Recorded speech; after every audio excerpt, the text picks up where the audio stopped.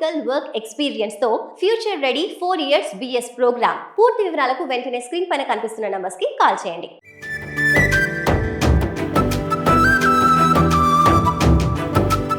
ఈ ఒక్క కులానికే కాదు, ఇది వెనకబడిన వాళ్ళు, ఇంకా అవసరమైతే ఇంకా చిన్న చిన్న మైనార్టీస్, ఎవరి ప్రాబ్లం వచ్చినా ఈ జేఏసీ తీసుకోగలుగుతుంది. సమస్య పరిష్కారం అనేది మా ముఖ్య ఉద్దేశం, కానీ కాపుల కోసమే ఇది సమస్య పరిష్కారం, మిగతా వాళ్ళ సమస్య పరిష్కారం చేయకూడదని కాదు.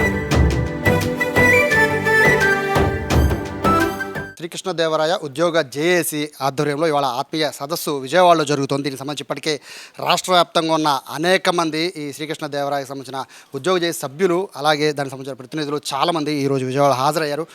ఏంటి దీని లక్ష్యం ఏంటి అని తెలియజేయడానికి ప్రస్తుతం మంగబాబు గారు ఉన్నారు, రిటైర్డ్ ఐఆర్ఎస్. సార్ నమస్తే. యాక్చువల్గా అంటే ఉద్యోగ జేఏసీలే రకరకాలుగా చూస్తూ ఉంటాం, బట్ ఇలా శ్రీకృష్ణదేవరాయ అనే పేరు పెట్టి ఉద్యోగ జేఏసీ పెట్టారు. రీజన్ ఏంటి, లక్ష్యాలు ఏంటి? నమస్కారం అండి, నా పేరు మంగబాబు, ఐఆర్ఎస్ రిటైర్డ్. మేము ఈ కృష్ణదేవరాయ జేఏసీ ఒక 2 సంవత్సరాల క్రితం సోమరావుతో రామకృష్ణ గారు, ఆయన టీచర్స్ వెల్ఫేర్ అసోసియేషన్లో ఉన్నారు.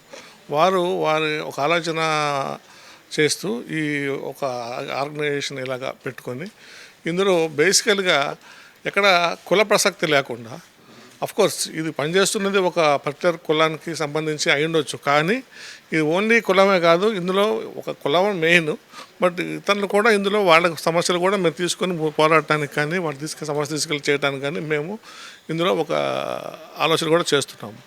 అయితే ఇది బేసికల్గా ప్రభుత్వ ఉద్యోగులకు సంబంధించిన జేఏసీ. ఇది ఈ ప్రభుత్వ ఉద్యోగులకి వివిధ రకాలైన ఆర్గనైజేషన్స్ ఆల్రెడీ ఉన్నాయి. అయితే ప్రతి ఒక్కళ్ళు వాళ్ళు ఒక చిన్న చిన్న సైలోస్లో వాళ్ళ డిస్ట్రిక్ట్లో వాళ్ళ పరిధిలో వాళ్ళు పనిచేస్తూ ఉన్నారు. వాళ్ళందరికీ కలిపి ఒక వాయిస్ తీసుకురావాలని మా ఉద్దేశం. ఈ వాయిస్ తీసుకొని వెళ్ళి ఇది ప్రభుత్వానికి వీళ్ళకి ప్రాబ్లమ్స్ తెలియజేయటం, ముందు తెలియజేస్తూ అసలు ప్రభుత్వానికి ప్రాబ్లమ్స్ తెలుసో లేదో తెలిస్తే వాళ్ళు ఏమి యాక్షన్ తీసుకోగలుగుతారు, తీసుకోవటానికి మాకు సంబంధించిన విషయాల్లో ఏదన్నా ఈ లోటుపాట్లు ఉంటే వాటిని సరిచేసి ఎంప్లాయీస్కి వాళ్ళ వెల్ఫేర్ ఎలా ముందు తీసుకెళ్ళాలి అనేది గవర్నమెంట్ తీసుకెళ్ళడానికి ఒక వాయిస్ కావాలన్న ఉద్దేశంతో ఈ జేఏసీ మొదలుపెట్టాం. నాకు డౌట్ ఏంటంటే చాలా జేఏసీలు ఉన్నాయి, అంటే ఇక్కడున్న సభ్యులు చాలామంది ఏదో జేఏసీలో మెంబర్గానే ఉండి ఉంటారు నాకు తెలిసి. బట్ మీరందరూ ఒక తాటి మీదకి రావడం, ప్రత్యేకంగా శ్రీకృష్ణదేవరాయ అని పెట్టడం, రాయల్ ప్రతినిధులు అని పెట్టడం, సో అంటే ఇక్కడ మీరు క్యాస్ట్కి మీరే చెప్తున్నారు, సో ఇట్లా కులాల వారీగా ఇట్లా చేస్తే ఇంకా కాస్త ఉద్యోగులు మెరుగైన ఇబ్బందులు లేకుండా ఉంటాయని మీరు చెప్తున్నారు. బట్ ఇలా చేయడం వల్ల, అంటే ఇలా జేఏసీలు ఇట్లా కులాల వారీగా విడిపోవడం వల్ల ఉద్యోగులకు న్యాయం జరుగుతుందంటారా? జరగాలన్న ప్రయత్నమే కదా, ఇప్పుడు జరగట్లేదు, ఎక్కడెక్కడో అంతా విడిపోయి ఉన్నారు. ఎవరి ప్రాబ్లమ్స్ వాళ్ళు ఇండివిజువల్గా తీసుకెళ్తే వాళ్ళ సమస్య పరిష్కారం అవటం లేదు. అవునప్పుడు ఇప్పుడు కులం అనేది ఒక బేస్ కాదు, కులం అనేది ఒక కలయిక కోసం జరిగిన ఒక చిన్న ప్రయత్నమే తప్ప ఇది ఈ ఒక్క కులానికే కాదు, ఇది వెనకబడిన వాళ్ళు, ఇంకా అవసరమైతే ఇంకా చిన్న చిన్న మైనార్టీస్, ఎవరి ప్రాబ్లం వచ్చినా ఈ జేఏసీ తీసుకోగలుగుతుంది.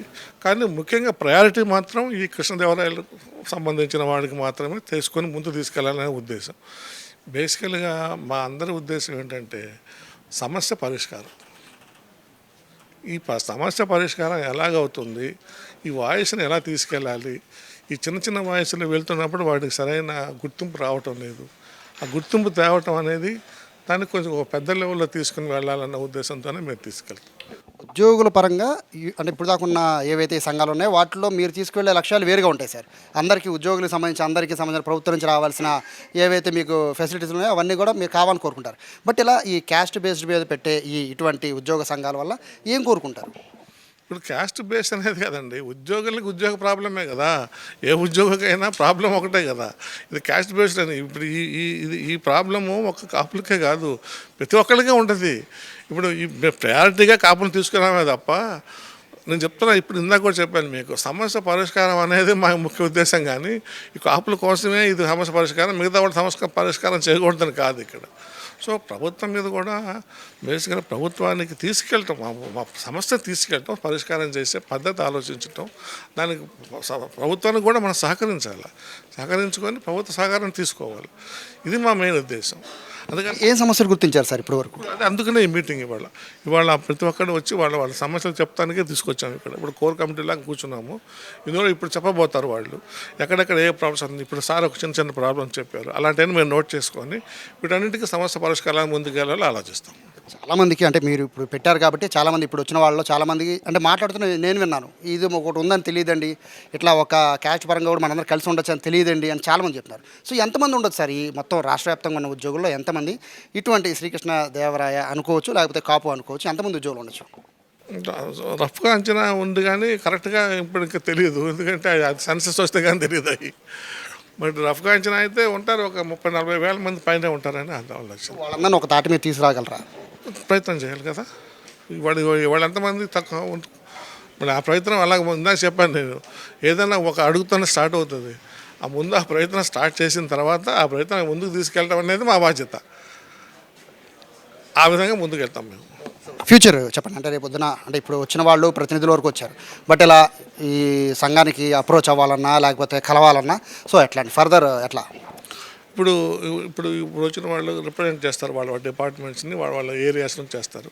ఇప్పుడు ఇక్కడ నుంచి కింద లెవెల్కి ముందు ఫస్ట్ వెళ్ళి అక్కడ ఉన్న లోకల్ పీపుల్తో వాళ్ళు ఫస్ట్ డిస్కస్ చేసుకొని ఈ డిస్టిక్లో ఈ డిపార్ట్మెంట్లో ఈ ప్రాబ్లమ్స్ ఉన్నాయని తెలుసుకుంటే అవి మాకు నెక్స్ట్ మీటింగ్లో మళ్ళీ మేము కొంతమందిని కలిసి సార్ట్అవుట్ చేసుకొని ఇవి ప్రాబ్లమ్స్ ఉన్నవి, కామన్ ప్రాబ్లమ్స్ ఇవి, ఇండివిజువల్ ప్రాబ్లమ్స్ ఇవి అని సెలెక్ట్ చేసుకొని కామన్ ప్రాబ్లమ్స్ టేకప్ చేసి అలాగే ఇండివిజువల్ ప్రాబ్లమ్స్ కూడా సపరేట్గా టేకప్ చేసి గవర్నమెంట్ దగ్గర తీసుకెళ్ళటం మా బాధ్యత. సో ఇది చాలా క్లారిటీ చెప్తున్నారు. శ్రీకృష్ణ దేవరాయ అని ఉద్యోగ చేసి అని పెట్టినప్పటికీ బట్ ఇది కేవలం క్యాస్ట్ పరంగా అని కాకుండా ఏవైతే ఇండివిజువల్ సమస్యలు ఉంటాయో ఆ సమస్యని ప్రభుత్వం దృష్టి తీసుకెళ్ళడానికి ఇది ఒక ఉపయోగపడుతుంది. బట్ ఇప్పటి వరకు ఉన్న అన్ని జేఏసీలు ఏ విధంగా అయితే ఉద్యోగ సమస్యల కోసం పోరాడుతున్నాయో అదేవిధంగా మా జేఏసీ కూడా పోరాడుతుంది. రాబోయే రోజుల్లో దీన్ని మరింత ఉధృతం చేసే విధంగా దాదాపు సార్ చెప్తున్నట్టు 30-40 వేల మంది పైగా ఉండొచ్చు మొత్తం ఎంటైర్ ఆంధ్రప్రదేశ్ ఉద్యోగులు. కాబట్టి వాళ్ళందరినీ కూడా ఏకతాటిపైగా తీసుకొచ్చే పరిస్థితి రాబోయే రోజుల్లో ఉంటుందని కూడా మంగబాబు గారు చెప్తారు. ఓవరాల్గా ఈ మొత్తం ఈ ప్రతినిధులకు సంబంధించిన ఈ సదస్సుకి అయితే భారీ సంఖ్యలోనే మొత్తం